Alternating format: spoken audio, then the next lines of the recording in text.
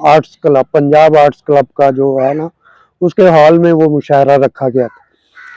तो वहाँ मुझे भी गज़ल सुनाने का मौका मिला था जूनियर शायर के तौर पर। तो वहाँ हमने बहुत आला पैमाने के जो शुआरा थे उनको सुना। ज़मीर जाफ़री साहब थे, एहसान दानिश थे, अहमद नदीम कासमी, हबीब जालिब और कितने ही नाम, आप कतील शिफाई, शहजाद अहमद, ये सब थे जिन्होंने उस मुशायरे में कलाम सुनाया था।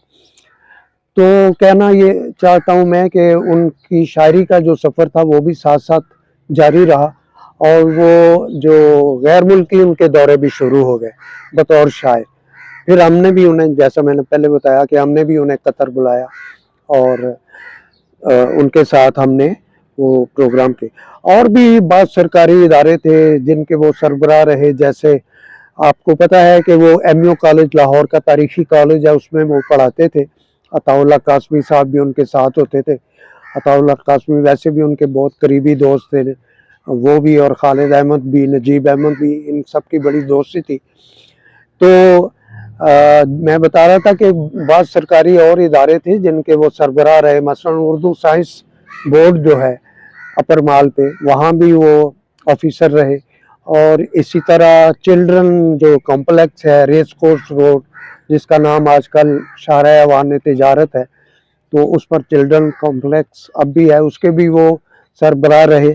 और बाद में जो नसाबी कुतब का एक इदारा है, ये पायलट स्कूल है वादत कॉलोनी के आखिर में, और आसिफ ब्लॉक जो है लामा इकबाल टाउन का, उसके साथ मुत्तसिल है वो।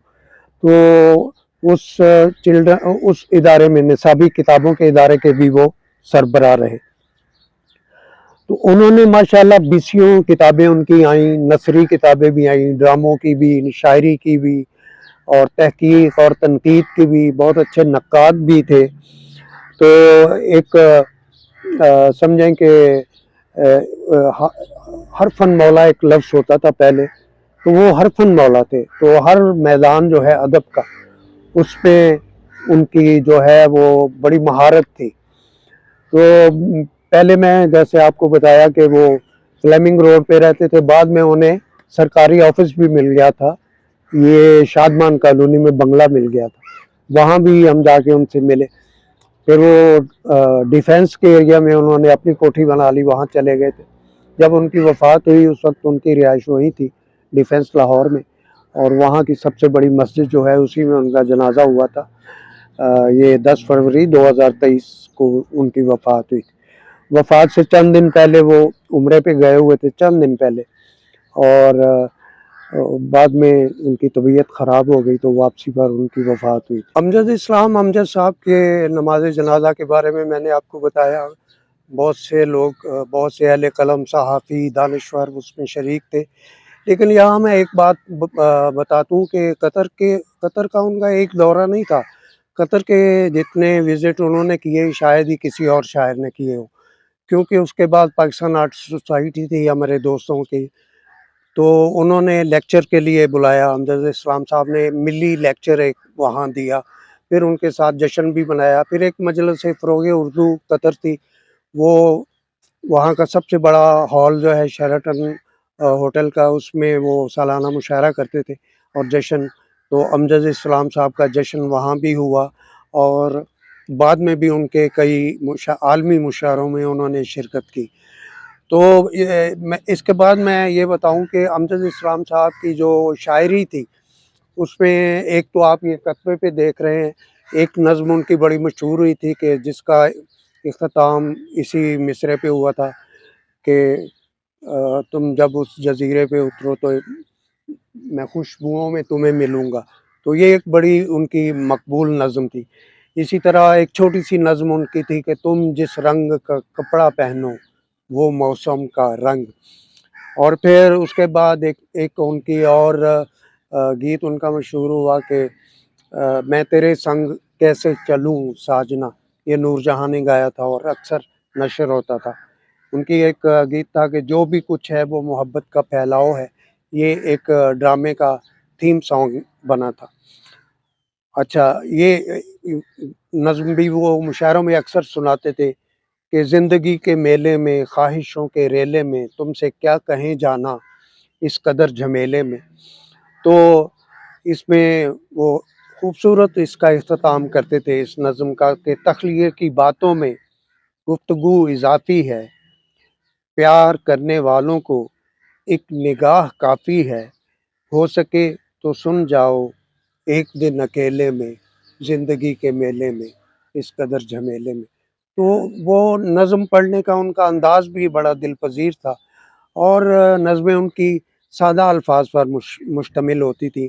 اس میں گنجلک افزال الفاظ یا بہت بھاری بھرکم قسم کی تراکیب وغیرہ وہ کم ہی استعمال کرتے تھے. اچھا، میں چاہوں گا کہ آخر میں ان کے وہ کچھ اشعار جو ہیں وہ بھی آپ کی نظر کروں، جو شروع میں جو بہت مشہور بھی ہوئے، اور خاص طور پہ جن اشعار نے مجھے متاثر کیا. تو اس میں ان کی ایک غزل تھی، وہ بھی اکثر سناتے تھے، لمبی بہر کی غزل تھی. تو اس کا یہ شعر خاص طور پر بہت زیادہ مقبول ہوا کہ وہ تیرے نصیب کی بارشیں کسی اور چھت پہ برس گئیں، وہ تیرے نصیب کی بارشیں کسی اور چھت پہ برس گئیں، دل بے خبر میری بات سن اسے بھول جا اسے بھول جا. تو اس غزل پہ انہیں بہت زیادہ داد ملا کرتی تھی اور لوگ فرمائش کر کے سنتے تھے. اسی طرح انہوں نے ایک غزل کا مطلع کہا، کیا لاجواب مطلع ہے. بہت کم ہوتا ہے کہ غزلوں کے جو مطلع ہیں وہ اس قدر جاندار اور چست ہوں. تو ان کا یہ تھا کہ حساب عمر کا اتنا سا گوشوارہ ہے، تمہیں نکال کے دیکھا تو سب خسارہ ہے. حساب عمر کا اتنا سا گوشوارہ ہے، تمہیں نکال کے دیکھا تو سب خسارہ ہے. اللہ تعالیٰ امجد اسلام امجد صاحب کی روح کو آسودگی بخشے، ان کو جنت میں اعلیٰ درجات عنایت فرمائیں. اس جیسے شاعر بہت کم پیدا ہوتے ہیں. میں نے تو ان پر ایک مضمون بھی لکھا تھا کوئی 20 صفحے کا، اور وہ میں نے ان کو بھیجا کہ ذرا ایک نظر دیکھ لیں، پھر میں چھپواؤں گا. تو وہ مضمون جو تھا اس کا عنوان میں نے یہ رکھا تھا کہ لاہور کا پہلا بین الاقوامی شاعر امجد اسلام امجد. تو انہوں نے کہا بھی تھا کہ یہ بدل دیں، کچھ اور رکھ لیں. تو پھر انہوں نے ایک نصیحت مجھے کی تھی، وہ بھی میں بتا دوں. بڑے جو ہیں لوگ ہوتے ہیں ان کی ایک چھوٹی سی بات جو ہوتی ہے وہ بعض اوقات یاد رہ جاتی ہے. تو میں نے اس میں کہا تھا کہ میں امجد صاحب سے ملنے گیا تو انہوں نے مجھے اپنی یہ کتاب پیش کی تھی اپنے دستخط کے ساتھ. تو انہوں نے کہا، سمجھانے کے انداز میں کہا کہ جب کسی سینئر کے بارے میں لکھتے ہیں کہ انہوں نے کتاب دی تو یہ نہیں لکھتے کہ انہوں نے پیش کی، یہ لکھتے ہیں کہ انہوں نے کتاب عنایت کی تھی. تو یہ چھوٹا سا ایک فرق ہوتا ہے، سمجھنے والوں کے لیے یہ بہت بڑی بات ہے، اور میں یہ بات آج تک نہیں بھولا. اللہ تعالیٰ ان کی مغفرت فرمائے، ان کو جنت میں اعلیٰ درجات عطا فرمائے.